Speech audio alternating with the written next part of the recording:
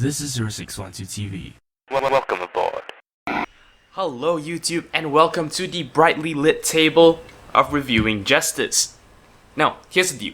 I don't normally do videos, entirely just showing you the surface of a table, but today we're gonna just have a light-hearted review at a little product. Well, you've already seen it in the opening. It is none other than this little piece of alien technology. So yeah, let's begin and take a look at some first impressions of this product. So first and foremost, it's a speaker. But it's a speaker with some amount of additional bits and blobs, like a USB slot, a MicroSD slot, and this little antenna. In fact, today we're looking at a product called the NiZHi TT-028. This, as you would expect, is an all-in-one unit of some sort that basically, acts as a speaker and also has inbuilt FM and USB playback capability. It also has this little LCD screen at the back. So I suppose the next thing we've got to do is to try and switch it on, but before we do that, let us actually take a look at what comes in the box. Nothing. A whole bunch of nothing. So it comes in this little transparent box, and at the bottom of the box you get, this little other box. In this box, I don't have all the cables here since this is not technically mine, but one of the things you get is a 3.5mm to 3.5mm jack. So you can actually connect this to your other MP3 player or tablet or whatever other device. That is, of course, if you don't want to make use of its inbuilt playback capability. Other than that, the only other thing that comes in that box is a USB cord, which you'll use to charge this device with. So, all there's left to do, I guess, is to actually switch this on. Now, when I switch it on, I want you to look here, right in the center. Are you ready? Switch on. Yep, LEDs. So for some reason, they decided that they wanted a transparent center and a bunch of little LEDs in the center. So the first thing you're probably wondering is how to switch the light off.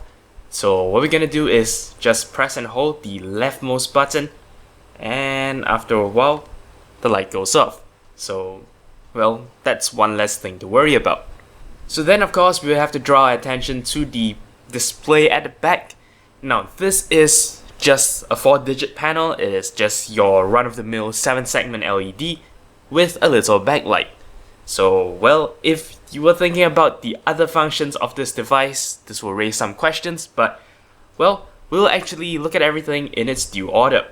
So, the first feature you get is an attempt to access, the SD card. Now I believe this particular one actually attempts to access both the SD card as well as the USB drive, and when it tells you this, it looks like the word no. It just means that, it couldn't find any faults. We move on. The next thing we have is actually radio. So this is a good time to actually look at the volume controls. So you can actually press and hold and, the volume will change. It's kinda inconvenient to have to press and hold to adjust volume, but that's what you get. The first time you run this, you can actually go ahead and do one of your typical scans. It will save all the scan stations to, just number of presets. So I can actually step through the presets by pressing, the forward and backward buttons. Clearly the previous scan wasn't done very well because we definitely have more than 4 stations, but, your results may of course vary depending on the strength of the signal. Speaking of the signal strength, of course you can actually pull out this antenna, and sometimes you will get better luck. But, seeing as that I'm in an enclosed room, we probably cannot test this. So I'm afraid you're gonna have to take my word for it that, this device can get pretty decent reception. Moving on, the next thing we have is actually just your line mode. So your line mode simply means you connect that cable we saw earlier to this port here, and you can actually then connect the other end to any tablet or MP3, any device that outputs audio. Of course, no complaints about this particular mode either. So yeah, basically those are all the modes you have. If I keep pressing menu, I'll just cycle through the lot. Now you know how I normally structure my reviews. I talk about the good things first, then I move on to talk about the bad things. As you would have realized, I didn't say too many good things about this because, well, there kinda is a limit.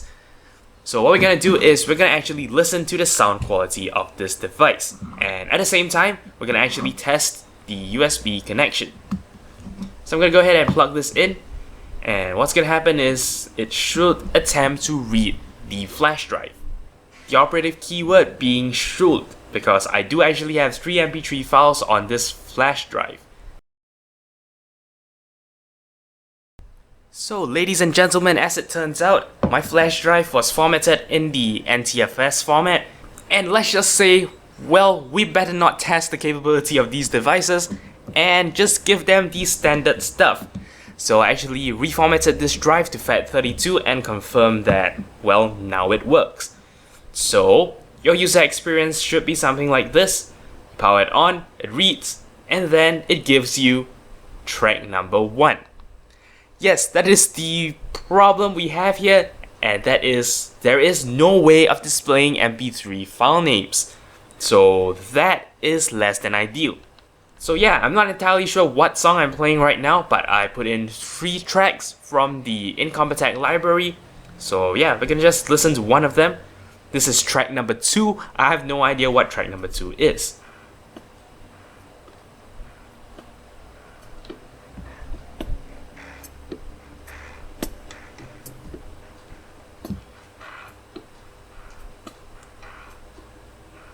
There is also no capability to fast forward this, so I'm not sure if just this track is slow or if, well, that's all there is to the track.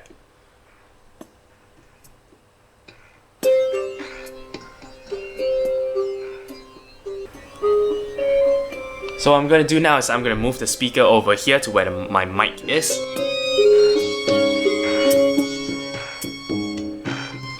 This is obviously not the best way to actually test the sound quality, but, well, at least based on what I'm hearing, this music is kinda missing all its trebles. You know what, let's try a different song and we'll see.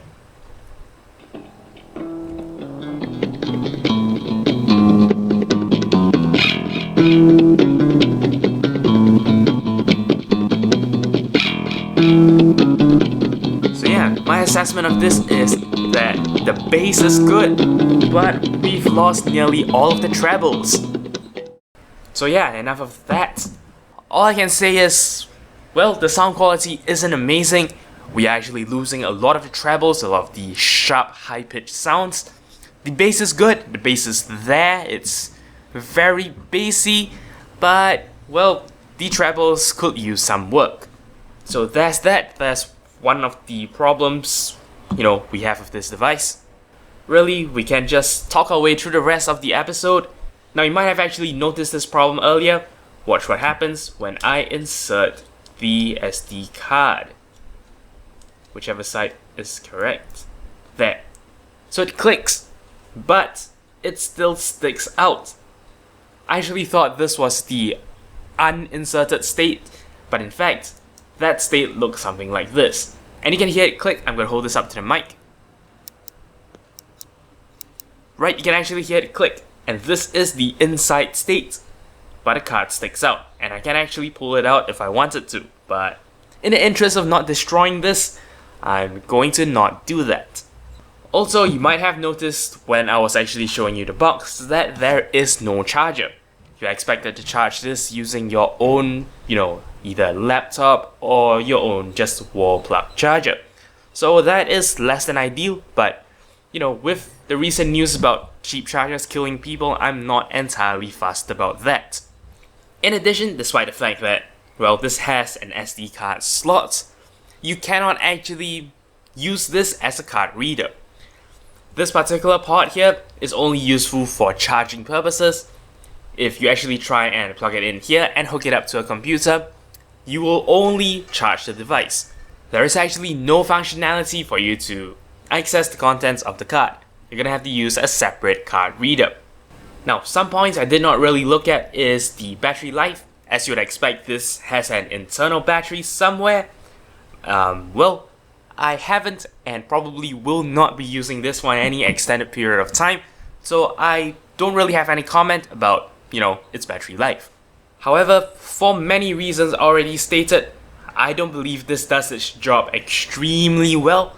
So yeah, there you have it. That is pretty much all I have to say about this device. This was bought off the shelf for 22 Sing dollars. I will of course place some amount of currency conversion on the screen. Is it worth the money? No, I don't really think so. I'm sure there are actually alternatives to this that actually does their job well, and preferably with less flashing LEDs, but unfortunately this device is not one of them. I love the idea that you can actually host USB removable storage, you can have an SD card, you can use this like your standard external speaker. Well, radio isn't so much of a plus. So conceptually, this device does a lot, and it is pretty cool from that point of view. Unfortunately, this particular piece of kit doesn't really execute any of these very well, and as a result, this is a product that I would not recommend. So well, that's basically all I have to say for this particular review. That's all there is for this video. Thank you very much for watching, and until next time, you're watching 0612 TV. Hello, thanks so much for watching. I hope you enjoyed this video, and if you did, remember that I appreciate every like, favorite, and comment you give me. If you'd like to see more from me in the future, don't forget to subscribe to this channel. And for more updates outside of YouTube, don't forget to follow me on Twitter at 0612TV. Once again, thank you very much for watching, and I'll see you guys next time.